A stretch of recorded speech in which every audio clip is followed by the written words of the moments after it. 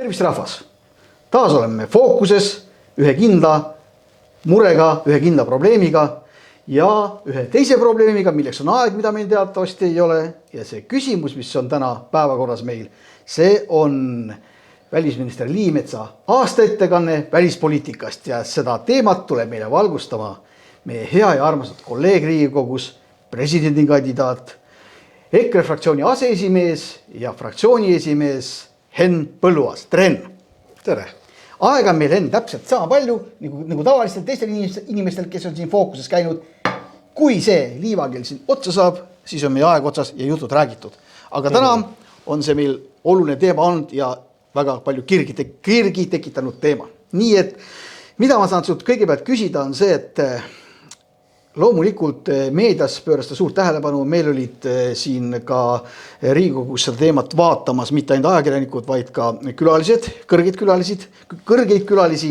Diplomaatilise korpuse esindajad, just, aga mitte just üleliia palju. Ja kuigi see teema oli püütud pehmet üles ehitada, oli välisminister teadlik nendest teravatest teemadest, mis ta kindlasti palju käsitleti ja kus oli väga palju küsimusi, kus üheks asjaks oli loomulikult see homme algav sõda, just nagu, mis kogu selle asja ümber ja oh imet, kus tegelikult ei ole mitte mingisugust imet, on see, et meie enda fraktsioon väga teravalt puudutas neid küsimusi, mis käsitlesid kehtivat piirilepingut Tartu rahu alusel, mis on ja meil põhiseadus paigas on. Ja siis loomulikult välisminister Liimetsa vastused neile. Nii. Ja ole hea, Henn, anna oma muljed siis sellest teemast. Nojah, vaata, me olemegi ju täna sellises väga, kuidas öelda, ekstravagantses olukorras, et me ei tea, kas sõda algab täna, homme, ülehomme, kas ta üldse algab, sest ühtepidi Venemaa väidab, et ta viib juba üksusi Ukraina piirilt ära, aga teistpidi me näeme, kuidas üha uusi üksusi sinna lisandub ešelonide kaupa. Nii et kõik see, mis siin kuude kaupa on toimunud maailmas, selle pinge ja eskalatsiooni üles kruttimine, mida Venemaa on teinud, lääneriikide ähvardused ja välja pressimised, et see annab sellise fooni ja tausta kogu sellele arutelule. Kuule, Henn, aga ütle, kas ole mina ainukene inimene, kes on saanud seda laadi tunnetuse, et see Venemaa spinn oli meelega tehtud selleks, et tõmmata lolliks lääne inimesi. Et tegelikult mingit väga suurt ohtu iseenesest ei ole. Ega ma ei ütle selle peale, et Venemaa ei ole ohtlik. Venemaa on väga ohtlik. Ja see oht pole kuskile kadunud, nii et selles mõttes on tegemist igal juhul pahanaabriga, kes armastab vastasid vallutada, kes armastab tekitada konflikte, see on selge. Aga sõjaohtu mina tegelikult tõesti ei taju. Kuidas sinuga? No mina tegelikult tajun, võib-olla mul on natukene rohkem seda informatsiooni käes, et tegelikult see on väga, väga tõsine, aga ma ka ei julge ennustada, et nüüd 100% hakkab, et see, kas ta hakkab või ei hakka, see on Putinil ja võib-olla mõnel kõige lähemal kaaslasel tal peas, aga see on see taust, kus me siis täna tegutsesime ja iseenesest see välisministri aastaaruanne välispoliitikast on ju regulaarne, see toimub iga aasta ja oleks see aasta lootnud siis välisministrilt midagi palju asjalikumat, midagi palju konkreetsemat, palju sisulisemat, aga suures osas võib öelda, et see oli selline iga-aastane heietus, lihtsalt selline ümmargune jutt, mingi olukorra kirjeldus, kus puudusid mingisugused sellised teravamad nüansid, täpsemad faktid, asjaolud, meie välispoliitika püüdlused ja sammud konkreetsed, mis me teinud oleme, mida me veel kavatseme teha. Nii et tõtt-öelda midagi muud sellist erakordset sellest aruandest ja kõnest ei ole välja tuua kui üks asi, mida sa siin juba ka puudutasid, et välisminister ütles ära seal, et meie jätkuv või siis nende valitsuse jätkuv siht on sõlmida või õigemini ratifitseerida ära Venemaaga siis äraandlik ja loovutuslik piirileping. Aga vaata, piirilepinguid me kohe jõuame. Mis mind hämmastas, oli see, et kui kõigepealt rõhutati ka välisministri poolt iseenesest, et praegune olukord on erandlik, on ju seal see Ukraina teema, mis seal läbi käis. Ja samal ajal minister teatas, et mida ta nüüd järgnevalt teeb ja tuleb välja, et tema järgnevalt teeb seda, et ta sõidab Eestist ära Ameerika Ühendriikidesse. Et see oli küll, kui olukord oleks nii ohtlik ja nii terav ja ta tahaks tegelikult mingisugust muljet jätta, arvestades seda, et Saksamaa käib Moskvas, Prantsusmaa käib Moskvas, isegi meie Marko Mihkelson käib Moskvas piirilepingust rääkimas selles situatsioonis, siis välisminister küsiti, et millal välisminister üldse viimati Moskvaga suhtles, tuleb välja, et eelmise aasta kevadel. Ja nüüd ta pöördub Ameerikasse. No ma arvan, et ilmselt praegusel hetkel, kui käivad presidendid ja peaministrid ja suurriikide välisministrid Moskvas, siis ühe sellise väikeriigi välisministrid silmapaistmatult ei võetagi üldse jutule ja ma ütleks, et väga hea, et ei võeta sellepärast, et kahjuks ei ole meie välisminister kuidas öelda, samas kaaluklassis just nimelt. Ja see on selle kohta, mille peale Kallas ütles niimoodi, et me Kallase sõnad olid sellised, et me ei ole nii suure, et Hiina, et 1000 korda suurem on Hiina, 100 korda suurem on Venemaa, et tõi ka selle kaalukategooria küsimuse välja. Aga kuna tegelikult tõesti otsest sõjalist ohtu hetkel ei ole, sest ka meie piiride tagant on viidud ju suurem osa üksustest Ukraina piiri lähistele, siis tegelikult see, et ta nüüd läheb Ameerikasse, on iseenesest tervitatav, sest me ju kogu aeg püüdleme sinna poole, et USA juuresolek, sõjaline juuresolek meil siin oleks suurem, oleks rohkem mehi, oleks relvastust, et see on meie julgeoleku suhtes oluline ja eks ta seda lähebki tegema. Ja, aga samas, kui ma kuulasin Marko Mihkelsoni, kuulasin teisi ettekandeid, kuulates välisminister Leemetsa, siis minul jäi küll mulje, et meil toimub välispoliitika sellist raudteed mööda või põhimõtteliselt ütleme niimoodi, et meie välisminister just nagu seda välispoliitikat sisuliselt tõesti juhi. Välispoliitika juhib teda, aga meie enda tegevus selles välispoliitikas on selline, kus me pigem oleme valmis kaotama oma väärtusi ja väärikusi, sel me teendame midagi nii tugevat või ennast välja käia sirge seljaga ja midagi konkreetselt nõudras paika panna ja ennast kehtestada. Me isegi ei püüdle selle poole.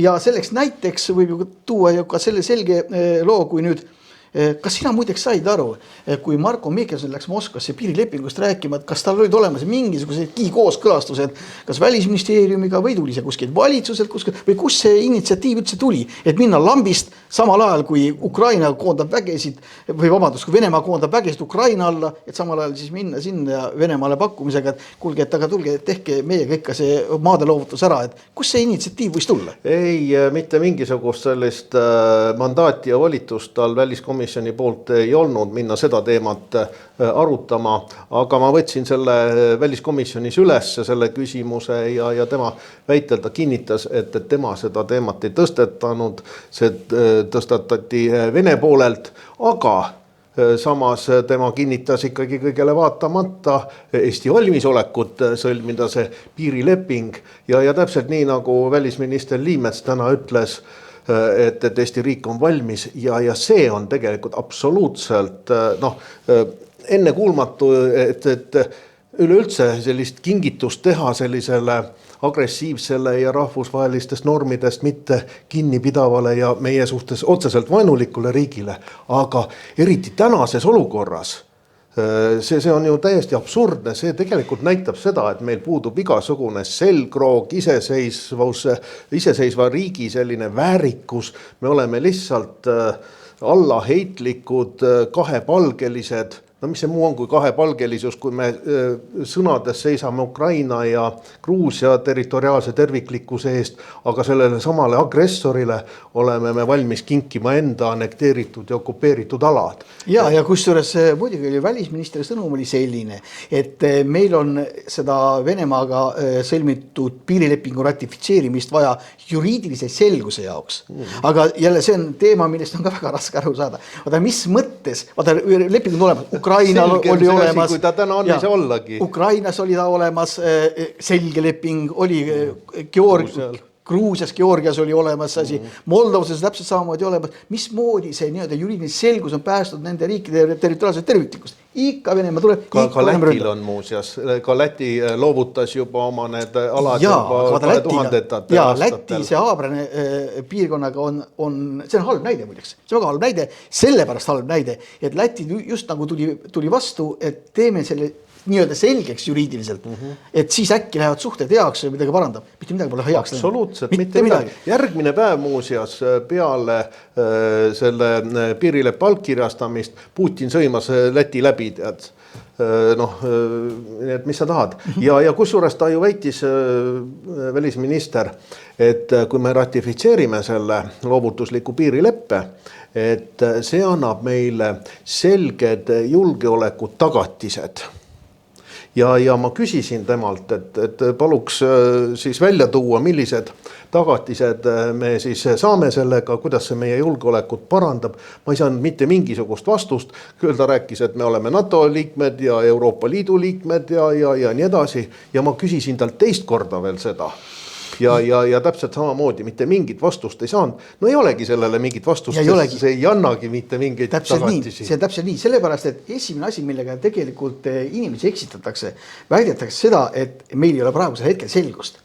Sa siin alguses ütlesid ka, et meil on see selgus olemas tõepoolest, meil on olemas põhiseaduse paragrahv 122, mis ütleb väga üheselt, et meie piir on paika pandud Tartu rahulepinguga, see on põhiseaduse paragrahv. Aga mis on selle juures oluline? Selle juures on oluline see, et kui me räägime Tartu rahulepingu järgsest piirist, siis ainukene piir, millest üldse rääkida saab, ongi Eesti-Venemaa vaheline piir. Sellepärast, et Tartu rahuleping ei räägi mitte ühegi teise riigi piirist. No ta paneb täpselt Eesti-Vene piiri asukohad ja paiknemise paneb paika ja kui me nüüd sõlmime selle uue lepingu, siis tegelikult kõige hullem tagajärg on sellel see, mitte see, et me Saaremaa suurusest maatükist jääme ilma, see on ka loomulikult täiesti katastroof iseenesest, aga see, et sellega me tühistame Tartu rahulepingu.